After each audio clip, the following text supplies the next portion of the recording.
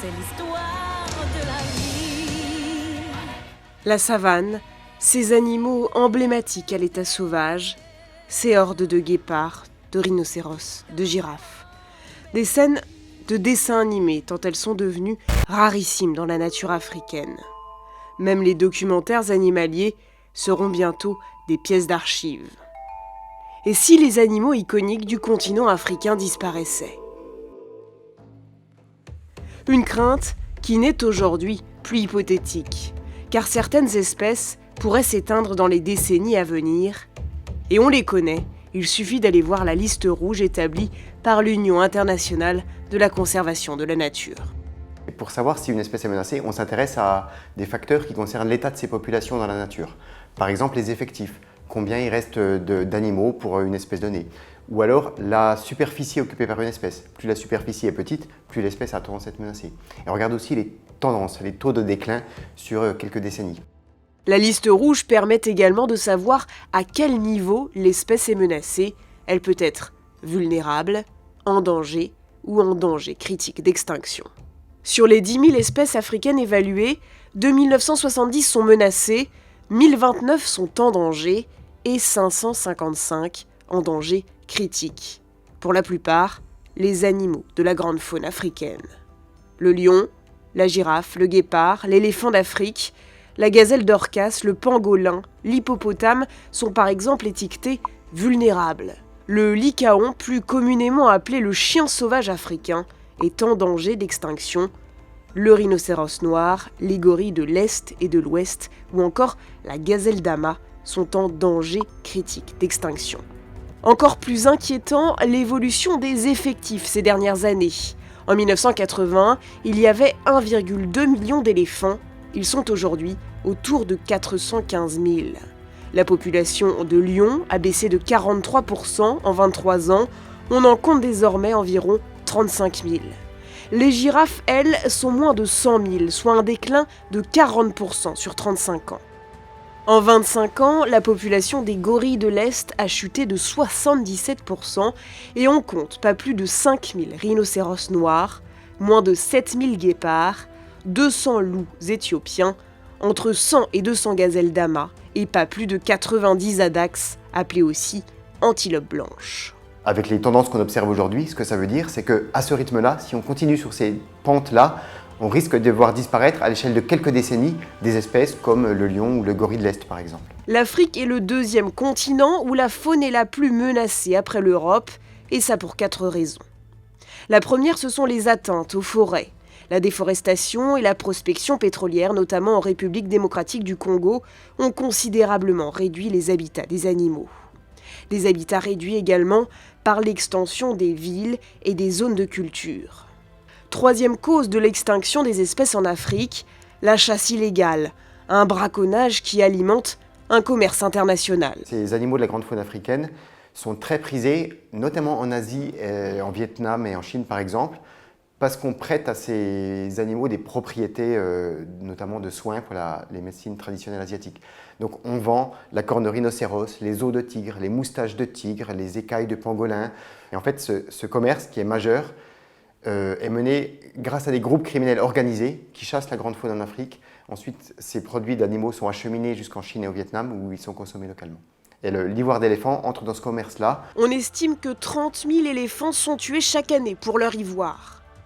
Le 19 mars 2018, le dernier mâle rhinocéros blanc du Nord est mort dans une réserve kenyane. Enfin, quatrième et dernière cause, les conflits civils armés en cours, notamment au Soudan du Sud et en République démocratique du Congo.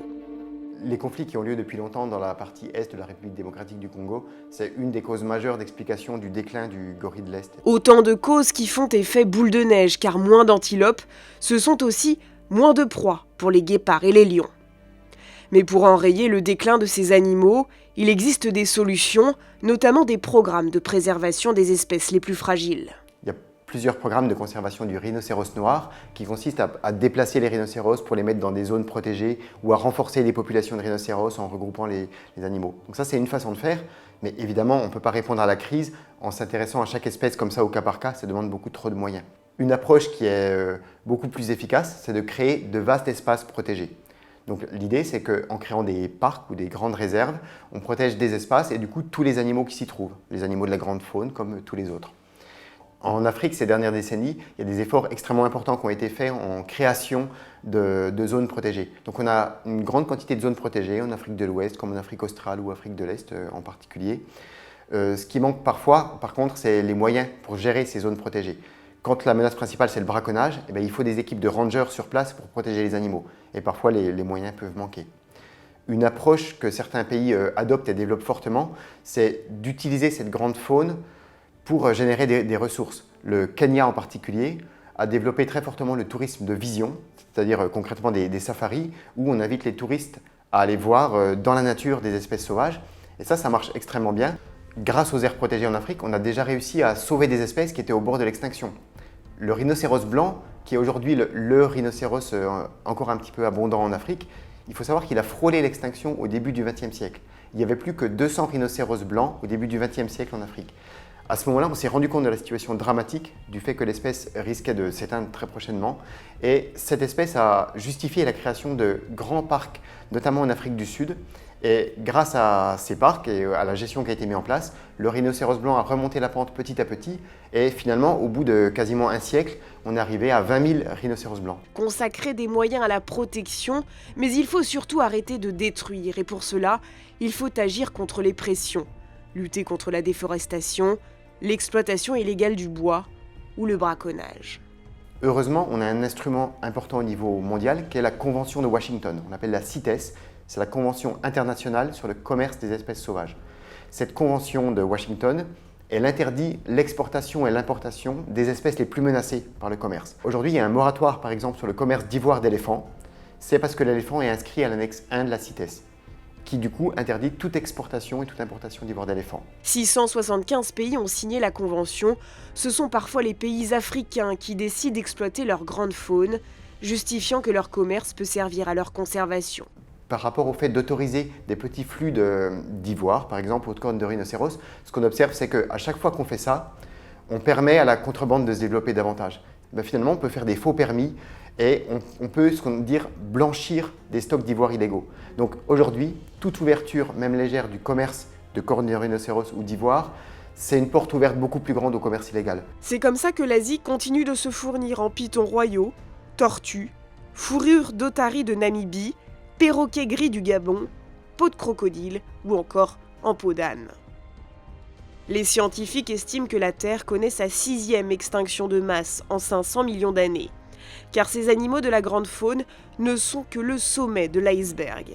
Quand on voit les lions déclinés, les girafes déclinées ou les rhinocéros déclinés, il faut se dire que derrière, les petits mammifères, les oiseaux, les amphibiens et puis toutes les plantes, tous les insectes subissent les mêmes pressions. Une crise qui, si rien n'est fait, va probablement signer la fin d'ici à quelques décennies d'animaux qui peuplent nos imaginaires jusqu'à être devenus des emblèmes de pays, des images de marques, des totems d'équipes de football, l'extinction d'une partie de notre humanité.